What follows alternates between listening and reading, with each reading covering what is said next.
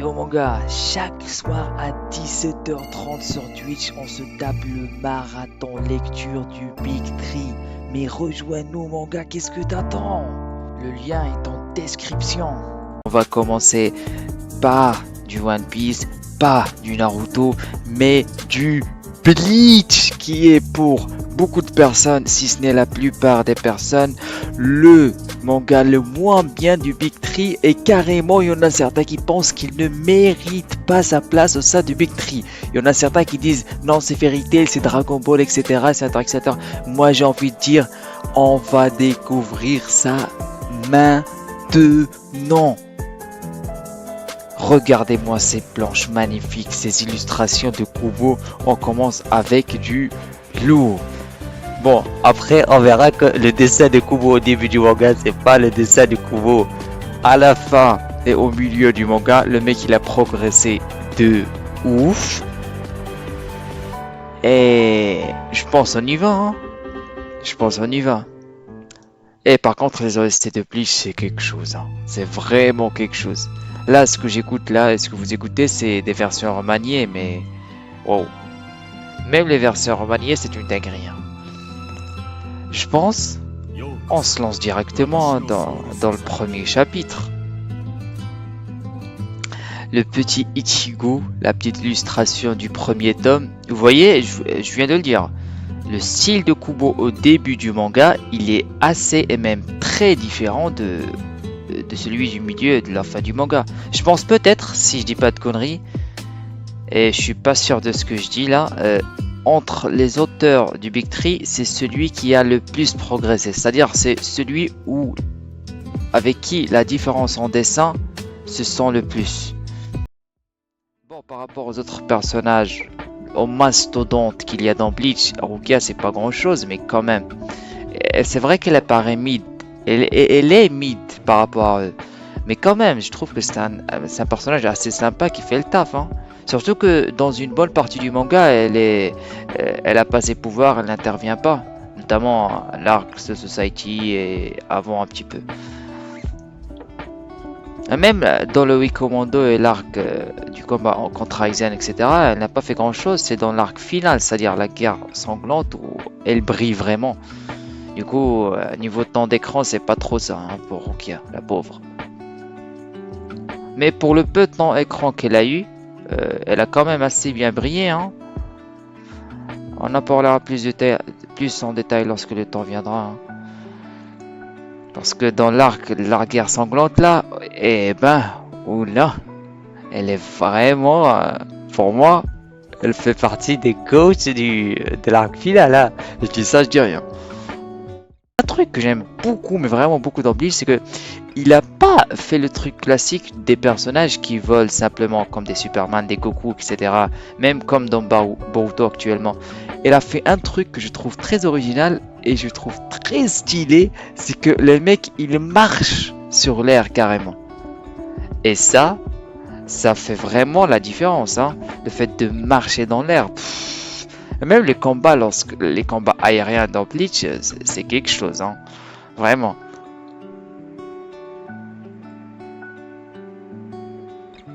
La petite couverture. Vous voyez le chara design de Kubo, surtout pour Ichigo. Même Rukia, tu la reconnais, elle est assez similaire, même très similaire par rapport au milieu du manga, à la fin du manga. Mais Ichigo, c'est vraiment différent, hein. Ichigo Kurosaki, 15 ans. Couleur des cheveux, roux. Couleur des yeux, marron. Occupation, lycéen. Je suis désolé, mais être lycéen, c'est pas une occupation, hein. Genre, en tout cas, dans mon cas, hein, parce que quand j'étais lycéen, j'ai pas foutu grand chose. Après, c'est pas tout le monde qui est dans mon cas. Ah ouais, la gueule de la petite fille, hein. Elle fait fantôme, mais. Bon, j'en ai vu des fantômes mignons, mais là, elle est vraiment. Je suis désolé, mais elle est creepy de ouf. Elle est moche. On peut pas dire qu'elle est mignonne, elle est vraiment moche, frère. Eh, la gueule d'Ichigo comme ça, il fait vilain un peu, non? Il fait vraiment vilain en fait. Le vilain et sa subordonnée. Hors contexte, tu peux vraiment la comprendre comme ça, hein, la scène. Waouh! Attends, du coup, il la voit? Il est capable de voir le fantôme. Moi, j'ai cru que c'est Ichigo seulement qui peut voir le fantôme. Mais là, il crie comme ça. Ils sont en train de la voir ou... Pardon, pardon, pardon. Pardon, elle fera plus. Pff, avec une peur pareille, ils n'osent plus revenir. Excuse-moi de t'avoir utilisé comme ça. Ah oui, d'accord. Du coup, si j'ai bien compris, parce que je ne suis déjà plus de cela, les fantômes peuvent se faire apparaître devant les autres. Même pour les personnes qui sont incapables de les voir de base. D'accord, bon, ça va. Est-ce que c'est le cas des Shinigami également et des Holos? Non? Mais non, c'est moi qui t'ai demandé de les faire partir. C'est normal que j'aide au moins comme ça. Ou peut-être que c'est moi qui ai mal compris la scène. Hein. Bon, je dois y aller. Je te ramènerai des fleurs neuves. Ok, merci beaucoup. Maintenant, je peux rester en paix. C'est pas plutôt tu peux partir en paix? Pourquoi pourquoi tu restes? Si t'es en paix, pourquoi tu restes? Tu dois partir, non? Wesh. De rien, de rien. Ah non, c'est Ichigo qui parle. De rien, de rien. Tâche d'aller au ciel bien vite. Ah, c'est ce que je disais. C'est ça, un homme capable de voir les esprits. Ah ouais, du coup, un homme capable de voir les esprits, il bully les gens. D'accord. Il peut pas seulement leur parler, parce que eux, ils n'ont pas fait exprès hein, avec leur skateboard. Bah, tu peux juste leur parler, Ichigo. Pourquoi toute cette violence? La clinique du quartier appartient à sa famille. C'est un endroit où l'on sauve les vies des gens, mais aussi où l'on ne peut malheureusement pas toujours les sauver toutes. C'est peut-être à cause de cela, mais en tout cas, aussi longtemps qu'ils s'en souviennent, Ichigo a toujours été capable de voir les esprits. Moi, je pense plutôt parce que ton daron, c'est un Shinigami, là. Je pense que c'est tout simplement ça, en fait. Ouais. Parce qu'il y en a des gens dont leurs parents sont des chefs de clinique, des directeurs de cliniques, d'hôpitaux, etc. Mais ils peuvent pas voir des fantômes. L'explication, elle est bidon un peu. C'est juste que ton daron, frère, est un capitaine De la Society, frère, normal. D'autres fois, je critiquais Garp parce qu'il n'a pas éduqué Luffy. Mais là, frère, c'est pas une éducation, là. C'est très bien qu'on prend toujours le dîner à 19h pile. Ah oui, si c'est pour ça, alors c'est légitime de le frapper en vrai. Parce que attendre les autres pour manger et ils viennent en retard sans s'excuser en plus, franchement ça mérite des baffes. T'as raison le papa de Kurosaki. Ordure. Ah oui, ça insulte son papa comme ça. C'est vrai, il t'a frappé, mais insulter son daron comme ça, frère, j'ai envie de dire, on n'a pas tous la même chance, hein, d'avoir un papa qui peut accepter les insultes comme ça. Il lui a dit ordure carrément. La ferme, j'ai jamais demandé de naître avec cette capacité.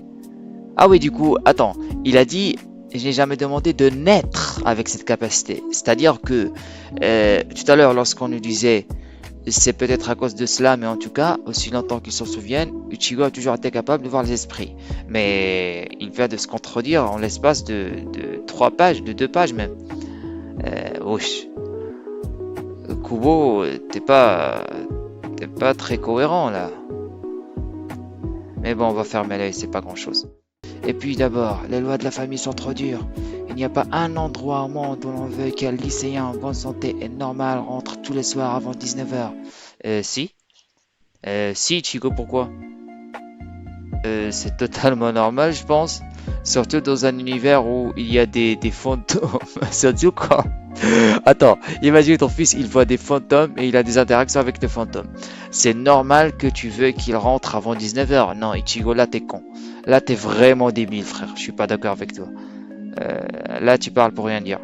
Off, je crois pas aux fantômes. Ah, elle ne les voit pas. Ah d'accord, d'accord. On n'est pas né pareil dans cette famille, hein. Il y en a certains, ils ont eu beaucoup plus de chance. Après, tu me diras, Ichigo, le pauvre, avec ses pouvoirs, il a eu affaire au pire criminel, au pire adversaire de son univers, frère. Aizen, Yohabaha, etc., frère. C'était vraiment pas facile. Vraiment pas. Juste Kenpachi, juste le fait qu'un Kenpachi existe dans ton univers. Moi, si on me donne le choix d'avoir le pouvoir de Shinigami dans un univers où Kenpachi existe, moi je dis frère, laissez-moi tranquille. Vraiment. Wesh. En plus d'être un monstre de puissance, c'est un harceleur ce Kenpachi. Waouh. En vrai, de vrai, avec du recul, Ichigo il n'a vraiment pas de chance, hein. Vraiment pas. Pour un ado, c'est pas une vie ça, hein. À 15 ans, se frotter à Kenpachi et Aizel, etc. mais c'est vraiment pas une vie en vrai. Question sérieuse, est-ce que l'auteur il a vraiment prévu que le père d'Ichigo soit un Shinigami ou pas? Parce que avant cela, il n'y a absolument aucun indice, hein. Avant qu'on le découvre en mode Shinigami, il n'y a absolument aucun indice. Du coup, bon, je dis pas que c'est une mauvaise chose. Kubo, il raconte très bien les wagons, hein. D'ailleurs, c'est pas juste sur ce point, sur d'autres points sur lesquels on va revenir plus tard. Mais il raconte très bien les wagons, hein, Kubo. Ah ouais, franchement, stylé de ouf avec l'OST derrière. Non, c'est vraiment stylé, frère.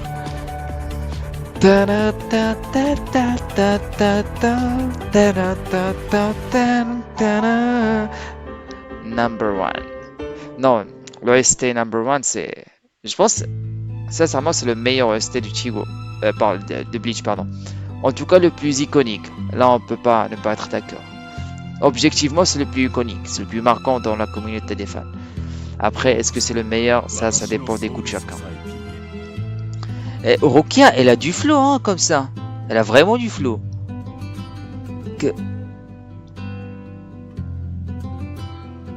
Elle a débarqué comme as dans sa chambre. Et en plus, elle a mis ses pieds sales sur son bureau, hein. Et même pas d'excuses. Elle piétine son bureau comme ça. Il est proche. Et d'ailleurs, moi, j'ai un gros problème avec les gens qui n'enlèvent pas leurs chaussures lorsqu'ils rentrent à la maison. Mais elle a carrément piétiné son bureau. Non mais, si c'était moi, je pète un câble, hein. Déjà que je pète un câble dès qu'une personne n'enlève pas ses chaussures à la rentrée de sa maison, mais là, frère...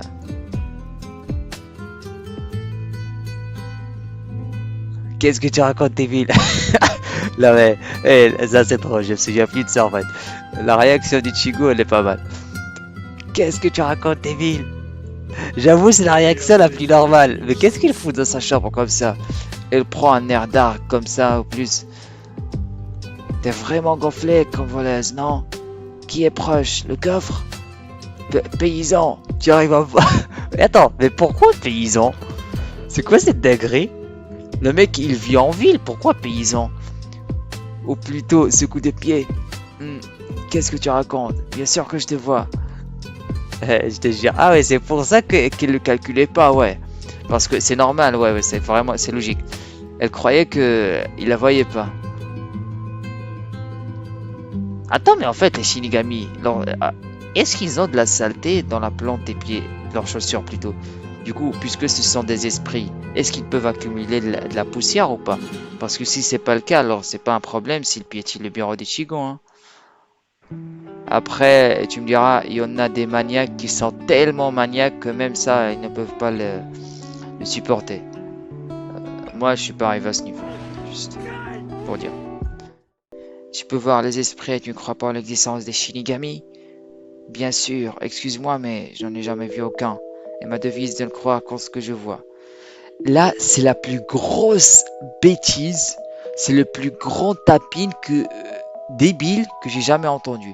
Et je déteste cette devise en fait, parce qu'il y en a beaucoup, mais vraiment beaucoup d'entre monde qui disent je ne crois que ce que je vois. Ah, je suis désolé les gars, mais si tu commences à réfléchir de cette manière, c'est que tu es vraiment fermé d'esprit, hein. Parce que il y a tellement de choses qu'on ne voit pas, mais auxquelles on croit. Et même, voyez par exemple, je vous prends un exemple. Est-ce que, à l'époque, au Moyen-Âge et même avant, lorsque les gens n'ont pas encore découvert les atomes, ce genre de choses, etc., est-ce que tu peux dire que ces choses n'existent pas tout simplement parce que je les vois pas? Du coup, je ne crois pas en ça. Frère, c'est la définition même de la fermeture d'esprit.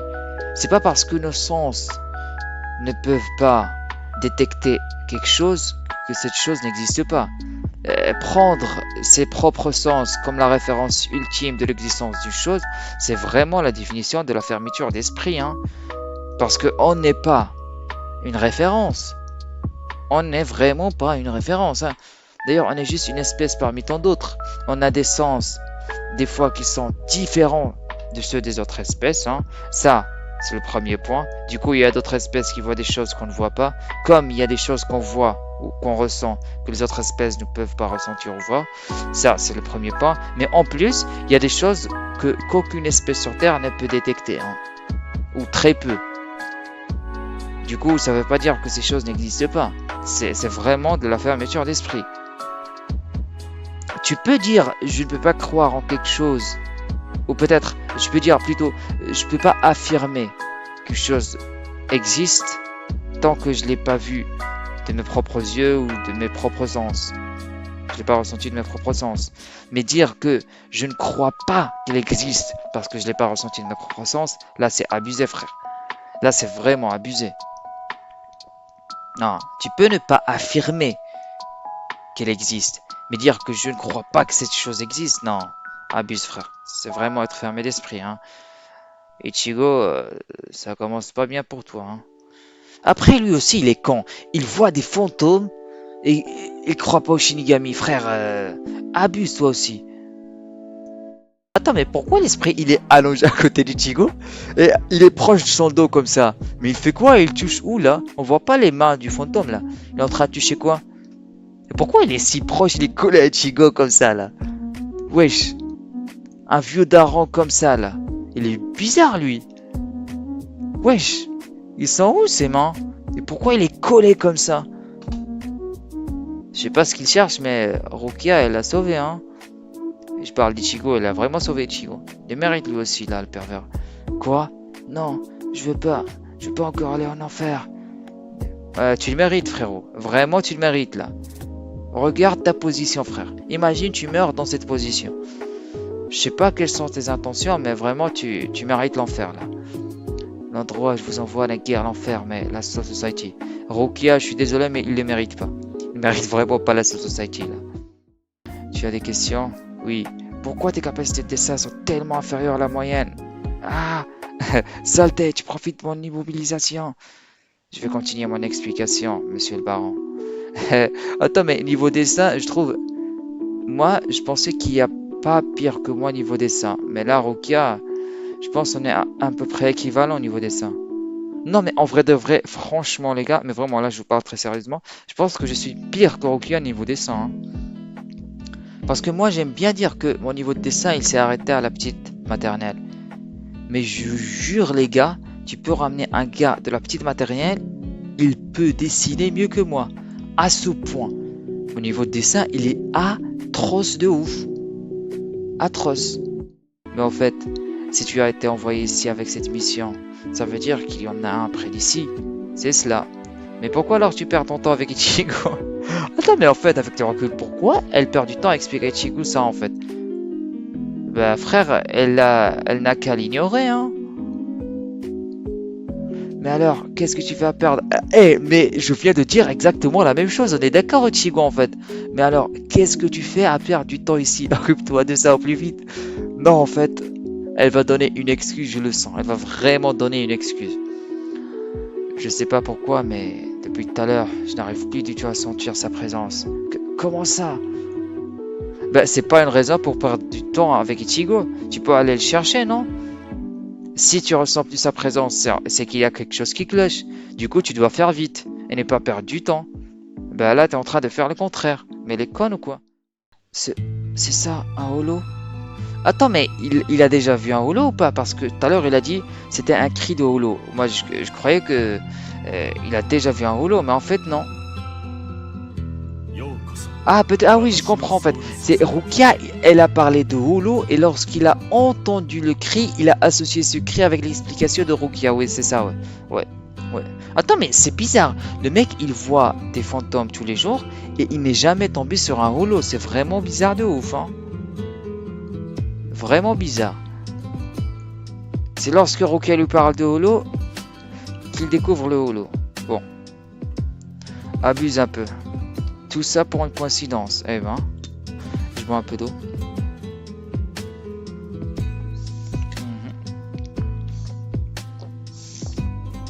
Comme c'est un mauvais fantôme, je m'étais mis dans la tête qu'il aurait une apparence humaine, mais ce truc est un monstre.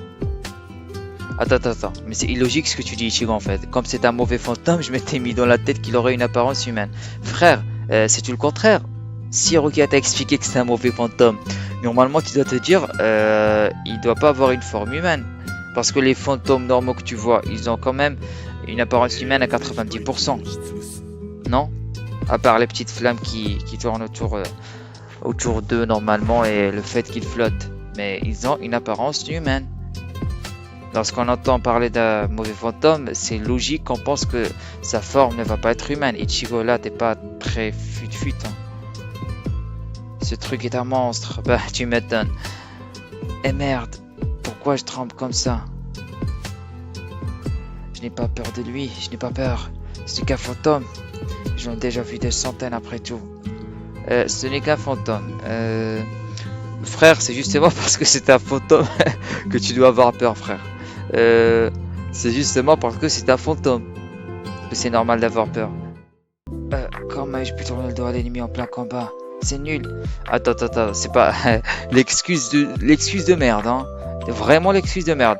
C'est pas le fait que ce qui est grave, ce qui est nul comme tu dis, c'est pas le fait que tu aies tourné le dos à l'ennemi, mais le fait que même si tu tournes le dos de l'ennemi, normalement tu ressens l'énergie spirituelle de l'ennemi, tu ressens sa présence, tu ressens un peu tu sens venir un peu les attaques. Mais t'es pas juste un Shinigami lambda, t'es un lieutenant Shinigami. Et même pour un Shinigami lambda, un soldat lambda, c'est grave de se faire avoir comme ça. Ah ouais, aïe, c'est trash un peu là. Il a planté ses dents dans les côtes de Rukia là. Mais elle aussi, elle est conne. Au lieu de se mettre au travers de son chemin devant Ichigo, pourquoi tu viens pas du côté et tu essaies de le trancher la tête ou un truc dans le genre? Mais t'es conne toi aussi, Rukia. Franchement, elle fait que de la merde jusqu'ici, Rukia là. Paysan, devient Shinigami et ça me tabasse. Paysan, devient Shinigami. Pourquoi tu dis pas gamin ou un truc dans le genre? Même dans cette situation, elle lâche pas le pressing. Paysan devient Shinigami. Moi, à la place d'Ichigo, je lui mets 2 claques bien à leur place et je deviens Shinigami. Parce que là, elle abuse, frère. Le respect, il est mort, hein. Le holo vient. Pressons-nous. Mais vraiment, le holo, il leur a laissé le temps de se taper la discute. Il a laissé le temps à Rukia de faire ses explications chill, mais vraiment en mode chill. Il a laissé le temps à Ichigo de réfléchir, à regarder sa sœur derrière, à faire des commentaires et à dire pressant, le holo vient. Non, vous êtes dans l'abus. Non, là vous êtes vraiment dans l'abus. Kubo, là niveau facilité scénaristique, c'est... On aurait pu avoir mieux, hein. Genre Rukia qui plante Ichigo sans lui demander son avis. Ça aurait été vraiment stylé de ouf, hein. Ah, le Shinigami est né. Notre Shinigami préféré est né. Stylé la planche, hein. Vraiment stylé. Avec le bras derrière là. Psh, j'adore. Et moi j'ai toujours détesté la première lame d'Ichigo en fait. On dirait un gros couteau de cuisine là, lambda. J'ai toujours détesté en fait.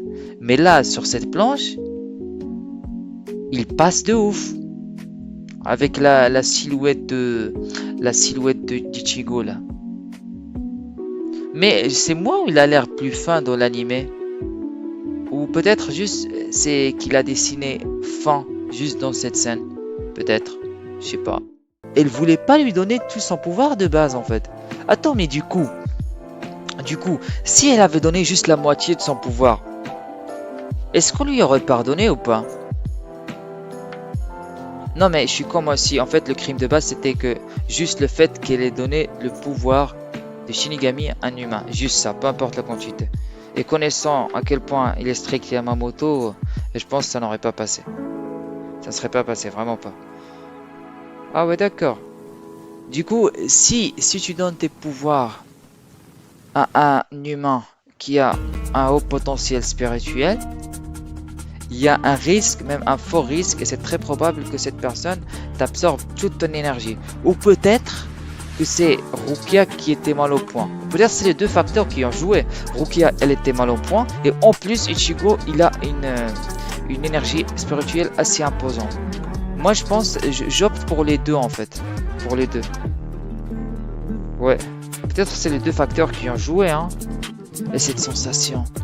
Tout à l'heure, je n'arrivais plus à sentir aucune autre présence. C'était comme si un filtre m'empêchait de percevoir leur énergie. Je n'avais pas compris la raison jusqu'à maintenant, mais c'était énorme puissance spirituelle qui obstruait mes sens. C'était lui. Ah, c'est pour ça qu'elle n'a pas senti. Ah oui, du coup, tout à l'heure, lorsque Ichigo il a senti le holo et que Rukia ne l'a pas senti au même moment qu'Ichigo, même avant lui. Elle a senti après Ichigo. C'est-à-dire que c'est l'énergie spirituelle d'Ichigo, elle était tellement imposante et dense qu'elle a empêché toute autre énergie spirituelle de passer en fait. C'est comme un filtre. Ah ouais, d'accord.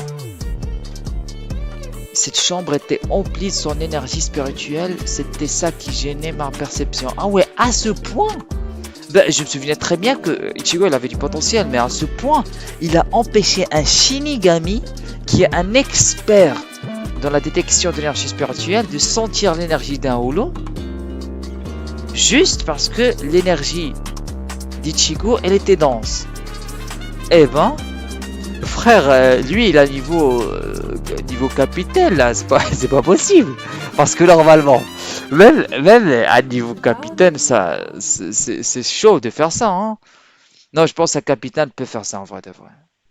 Mais quand même, je n'ai jamais vu un humain capable de voir les Shinigami. Ah ouais, d'accord. Je n'ai jamais vu un capable de rompre une technique de Kido.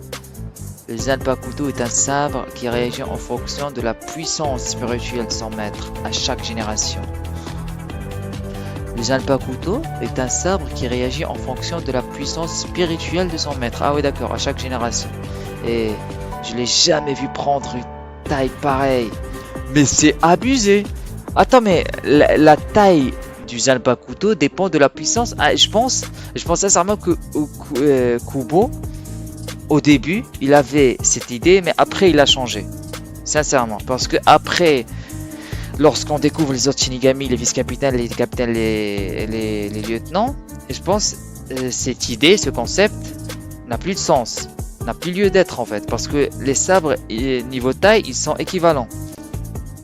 J'adore cet effet dans les mangas et dans Bleach notamment. Lorsque tu tranches avec un sabre, c'est comme si le sabre, t'as une image rémanente en fait. Mais une image rémanente qui est consistante quoi dans le dessin. Vous voyez ce que je veux dire? Bon, je m'exprime mal, mais voilà. Une image rémanente qui est consistante, c'est pas juste une illusion. Dans le dessin en tout cas.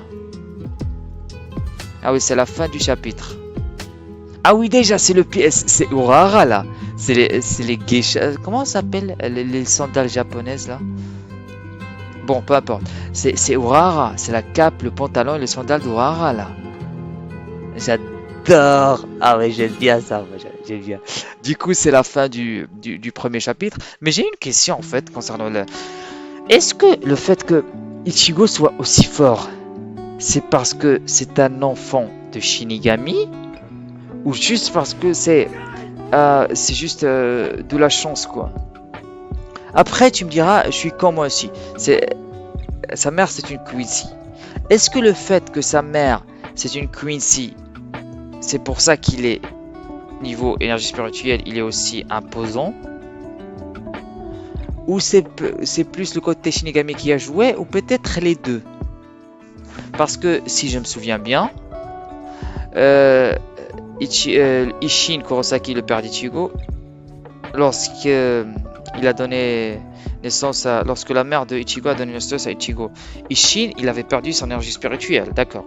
Du coup, il ne pouvait pas hériter du potentiel de son papa. Et même dans le cas où Ishin aurait gardé une petite énergie spirituelle, je pense pas que ça aurait joué dans le fait que Ichigo ait une énergie spirituelle aussi grosse. Mais je pense que c'est plus sa mère peut-être qui a joué là.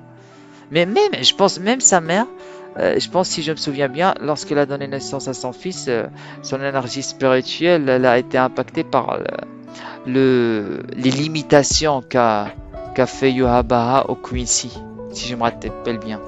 Peut-être j'ai pas un grand souvenir de l'exactitude des dates. Parce que je me rappelle très bien à un moment, Yhwach, il a limité les pouvoirs des Quincy. Ouais.